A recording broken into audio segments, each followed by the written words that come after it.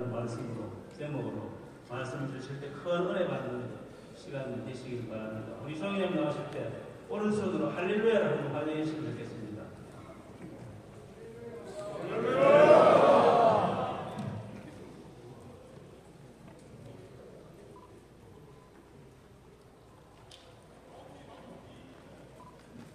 제54회기 중국 장로 연합 여름 자기 부부수련에 함께할 수 있는 주의 종들을 위해 그리스도의 은혜로 평강히 함께하시기를 원합니다. 전국 각지에서 원기를 받아 전하시고 달려오신 장로님 부부 한 분 한 분의 발걸음이 하나님의 은혜의 말씀으로 이 기간 동안 세워질 줄 믿습니다. 무더운 여름 날씨가 이제 본격적으로 시작되어 있습니다.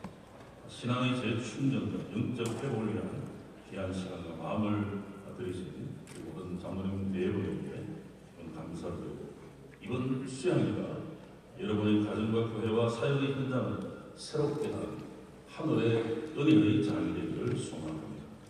이번 후수양회를 위해 오랫동안 기도하며 정성껏 준비해 오신 전국 장로회 연합회 홍석한 장로님을 비롯한 임원들과 준비위원회와 실무진 모든 분들의 수고와 헌신에 기쁜 감사를 드립니다. 그 수고에 주님의 크신 칭찬과 기쁨이 함께 하시기를 바랍니다.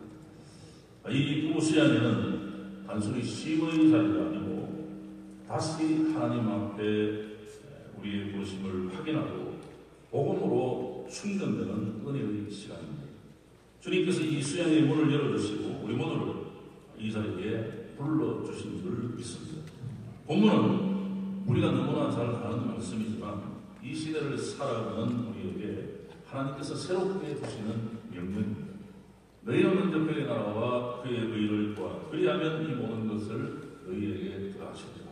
이 말씀을 통해서 함께 은혜를 나누고자 합니다. 첫째, 본문의 배경과 의미를 보면 오늘 우리가 함께 묵상하는 이 말씀은 예수님의 산상설교 가운데 선포된 핵심 구절입니다. 예수님께서 마태복음 5장에서 7장까지 갈릴리 근처의 산에서 수많은 무리를 향하여 천국 백성의 삶이 무엇인가를 가르쳐 주셨습니다. 특히 본문이 위치한 마태복음 6장은 염려하지 말라는 메시지로 가득 차 있습니다. 왜 염려하지 말라고 하셨을까요? 당시 유대 백성들은 로마의 압제하에 살고 있었고 먹고 사는 문제, 입고 살아가는 삶의 걱정으로 가득했습니다. 지금 우리의 현실과 너무나 닮아 있습니다. 그런 상황에 예수님께서 너희는 먼저 그의 나라와 그의 의를 구하라. 여기에 핵심 단어는 그의 나라와 그의 의입니다. 그의 나라는 헬라 원어의 바실레아, 이 뜻은 왕이 다스리는 통치 영역을 의미합니다. 다시 한번 말씀드리면 하나님께서 왕이 되셔서 다스리는 그 나라를 말씀합니다. 그의 의는 하나님의 기준, 하나님의 뜻, 하나님의 방법을 말합니다. 하나님의 통치를 따르고 그 뜻대로 살아가는 삶의 방향을 정하라는 명령입니다. 예수님이 이렇게 말씀하셨습니다. 너희가 먼저 그의 나라와 그의 의를 구하면 이 모든 것, 먹을 것, 입을 것, 필요한 모든 것을 하나님께서 책임지겠다. 이것이 오늘 예수님께서 본문을 통해서 우리에게 주시는 말씀의 배경과 의미입니다. 둘째, 성경이 말하는 그 나라입니다. 예수님께서 언급하신 그 나라는 하나님 나라를 뜻합니다. 어떻게 보면 하나님 나라는 성경 전체의 주제 중에 하나입니다.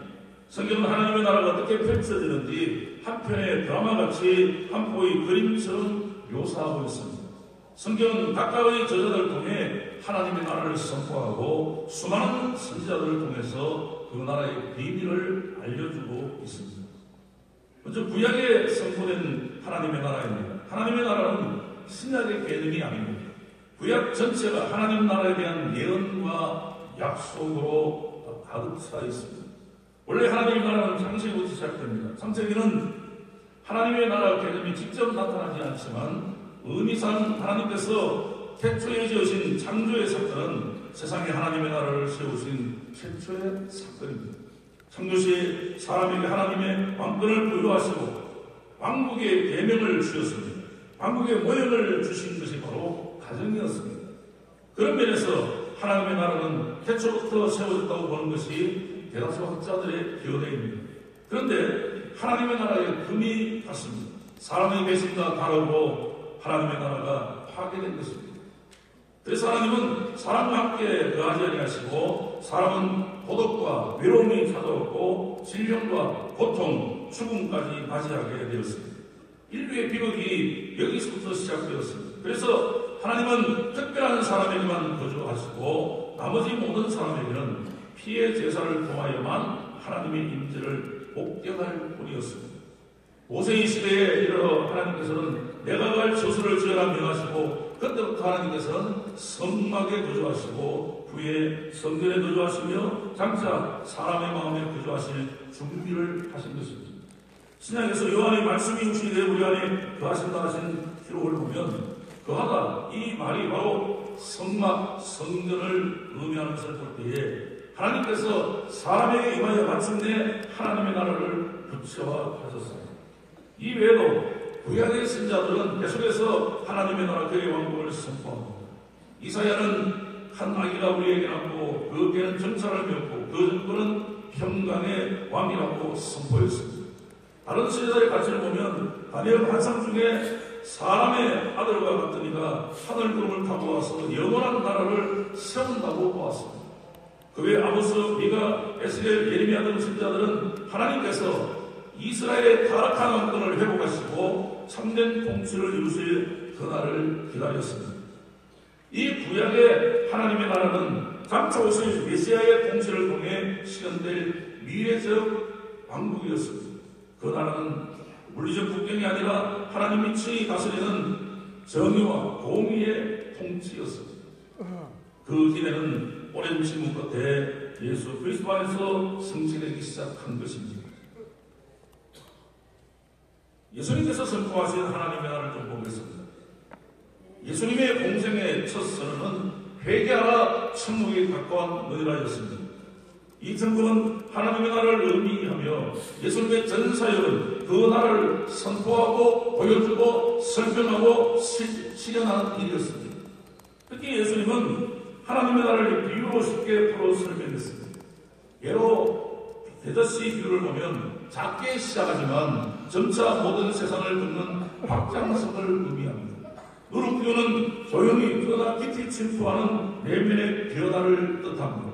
밭에 감추인 보화는 그 나라가 모든 것을 팔아서라도 얻어야 할 최우선의 가치를 말씀합니다. 예수님이 이렇게 하나님의 나라를 가르치시는 뿐만 아니라 병든 자를 고치시고 귀신을 쫓아내시고 죄인을 용서하심으로 하나님의 나라가 실제로 이 땅에 임하고 있음을 보여주었습니다. 무엇보다 십자가의 죽음과 부활은 하나님 나라의 통치를 선언한 절정의 사건입니다. 예수님은 단순한 선생이나 기도를 행할 자가 아니라 하나님의 나라를 이 땅에 실제로 가져오신 메시아요 왕이셨습니다. 예수님의 다스림을 받는 삶, 그것은 오늘 우리가 살아야 할 하나님 나라의 삶입니다. 사도들이 증거한 하나님의 나라를 좀 보겠습니다. 예수님 부활로 제자들은 단지 부활을 증거한 것이 아니라 그 부활로 이미 시작된 하나님의 나라를 선포했습니다. 베드로는 오순절 설교에서 예수는 주와 그리스도가 되셨다라고 했었고, 이것은 단순한 시간 고백이 아니고 하나님 나라의 주권이 예수님께 있다고 하는 통치 선언이었습니다. 바울도 사도행전 마지막 장에서 하나님 나라를 선포하며 주 예수 그리스도에 관한 것을 가르쳤다라고 전하고 있습니다. 그는 로마 감옥에서도 왕 대신 예수님 하나님 나라의 주권을 설교했습니다. 요한은 밤무섬에서 계시를 통해 하나님의 나라의 궁극적 완성을 보았습니다. 이렇게 요한은 선포합니다. 이 나라의, 이 세상의 나라가 우리 주와 그 그리스도의 나라가 되어 그가 세세토록 왕노릇 하시리로다. 이처럼 사도들이 전한 하나님의 나라는 세 가지의 시대를 가지고 있었습니다. 이미 시작되었고 지금도 진행 중이며 장차 완성될 하나님의 나라입니다. 그 나라는 교회 안에서 성도들의 삶 속에서 그리고 우리의 공동체 가운데서 자라가고 있습니다. 그리고 예수님은 재림과 함께 완전한 통치로 완성되어질 것입니다. 셋째, 그 나라의 복음입니다. 그렇다면 그 나라의 복음이란 무엇이겠습니까? 그것은 단순히 어떤 종교적 부흥과 그거 아닙니다. 단순한 어떤 교리체계나 감정적 위로도 아닙니다. 그 나라의 복음은 하나님 나라를 이루기 위해 예수님께서 십자가에 못 박혀 죽으시고 사흘 만에 부활하신 사건 자체입니다. 그로 말미암아 우리를 하나님의 나라의 백성으로 삼으신 구속의 역사입니다. 십자가는 예수님께서 당하신 보통의 성징이 아니라 하나님의 통치가 시작되는 자리로 하나님의 나라의 문이 열린 현장이었습니다. 부활은 단지 기적이 아니라 그 나라가 허상이 아니라 실제라는 영원한 생명의 보증서였습니다. 구약에서 유월절 어린 양의 피를 문설주해버린 이스라엘 백성은 애굽의 심판을 면하고 그 피로 인하여 종살에서 해방되고 출애굽이라고 하는 구원의 역사를 경험했습니다. 이것은 단지 역사적 사건이 아니라 예수 그리스도의 십자가를 예표하는 사건이었습니다. 오늘 우리는 그 유월절 어린 양 대신에 십자가에서 피 흘리신 예수님의 보혈을 믿음으로 우리의 심령에 바르고 우리의 삶의 뿌릴 때에 죄의 사슬에서 해방되고 죽음의 권세에서 벗어나 영원한 하나님 나라의 백성이 되는 것입니다. 예수님은 십자가를 지시기 전날 밤 성찬을 제정하시고 복음의 핵심을 직접 설명하셨습니다. 이 떡은 너희를 위하는 내 몸이니 이것을 내가 연하를 지켜라. 이 잔은 내 피로 세운 새 언약이니 이것을 내가 마실 때마다 나를 기념하라. 여기서 내 피로 세운 새 언약이라는 말씀은 깊은 의미를 가지고 있습니다. 언약이라는 히브리어는 결소하다 묻다라고 하는 그런 뜻입니다. 그렇게 보면 예수님은 자신이 십자가에 설려주신 보혈의 끈으로 믿는 자들을 하나님의 언약 백성으로 묶으셨다는 것입니다. 세상에는 수많은 끈들이 있습니다. 관계의 끈, 결연의 끈, 약속의 끈. 그런 이 모든 끈은 인간의 약함과 환경에 의해 끊어질 수 있습니다. 그러나 예수님의 보혈로 묶인 끈은 영원히 끊어지지 않는 새 언약의 끈입니다. 이 새 언약은 우리를 영원한 생명으로 인도하는 은혜의 통로요 하나님 나라 백성으로 살아가게 하는 불변의 약속입니다. 그러므로 그 나라의 복음이란 어떤 위로의 메시지가 아니라 우리 존재의 근거이고 살아갈 이유이고 앞으로 살아갈 힘이며 마지막 날의 소망입니다. 그 나라의 복음은 우리를 십자가 보혈의 끈으로 묶으셔서 영원한 하나님의 자녀로 자녀로 견고히 세워주신 사건입니다. 복음은 단순히 기쁜 어떤 소식이 아니라 생명 자체이고 새로운 지식이 아니라 권세이며 교회의 문장이 아니라 하나님의 나라가 임하는 통로입니다. 그 나라의 복음을 믿는 자는 누구든지 하나님 나라의 백성이며 그 복음의 권세를 누리는 자요 그 능력을 발휘하는 자들입니다. 오늘 이 자리에 함께하신 장로님 대회원 여러분, 우린 다시 십자가로, 다시 보혈로, 다시 복음의 중심으로 돌아가야만 합니다. 우린 단지 교회의 일꾼이 아니라 그 나라의 복음을 위하여 부름받은 하나님의 용사들입니다. 이제 그 나라의 복음으로 무장하고 우리의 가정과 교회와 이 땅을 변화시키는 새 언약의 정의로 굳게 서주시기를 주의 이름으로 원합니다. 마지막 네 번째, 그 나라의 복음의 용사들입니다. 지금 이 시대는 절망의 어둠이 짙게 깔리는 시대입니다. 가정이 무너지고 다음 세대가 교회를 떠나며 진리는 조롱당하고 십자가는 외면당하고 있습니다. 세상은 소리 높여야 합니다. 성공이 희망이고 돈이 능력이고 권력이 칩니다. 그런데 우리는 알지 않습니다. 그 어떤 것도 우리의 참된 소망이 되지 못한다는 것입니다. 지식이, 제도가, 권력이, 그리고 사람의 이름이 이 민족을 살릴 수 없습니다.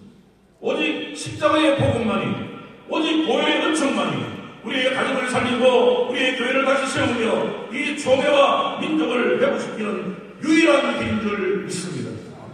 지금 이 순간 하나님은 그 나라의 복음으로 무장한 용사들을 찾고 계십니다.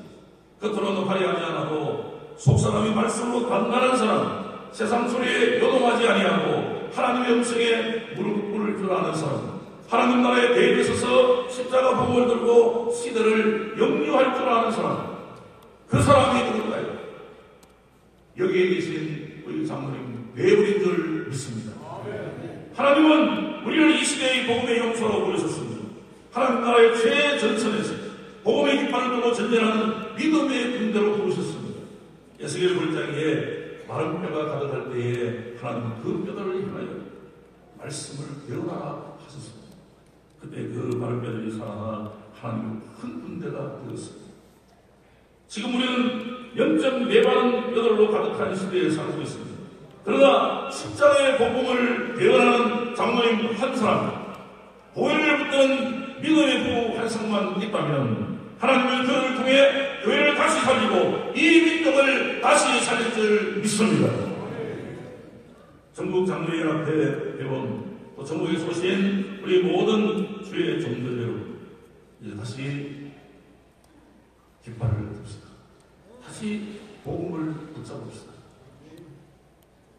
십자가의 보혈을 여러분의 심장에 바르고 주여 우리가 여기 있습니다. 그날의 복음의 용사로 사명을 내어 주옵소서. 이 고백이 오늘 우리 모두의 고백이 되기를 소망합니다. 이제는 안중할 때가 아닙니다. 이제는 방관할 때가 아닙니다.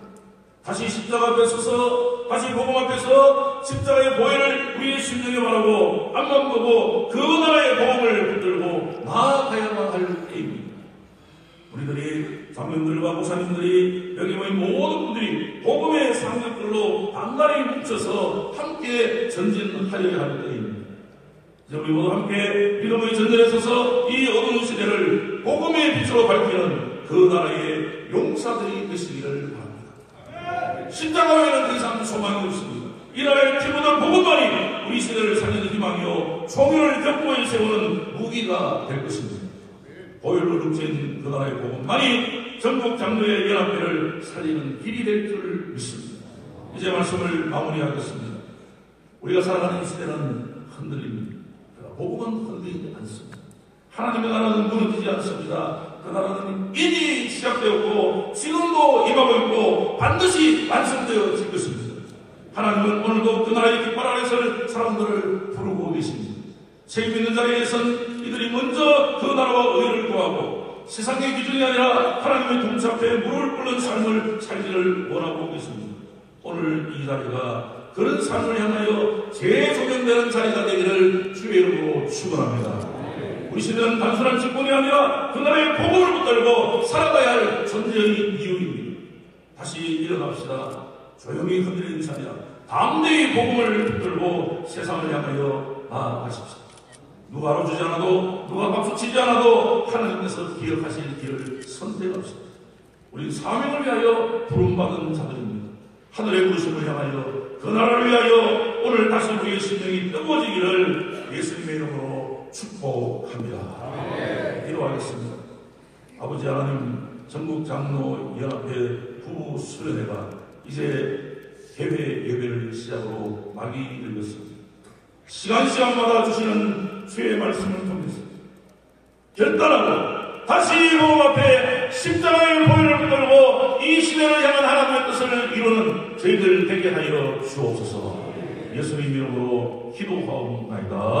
아멘.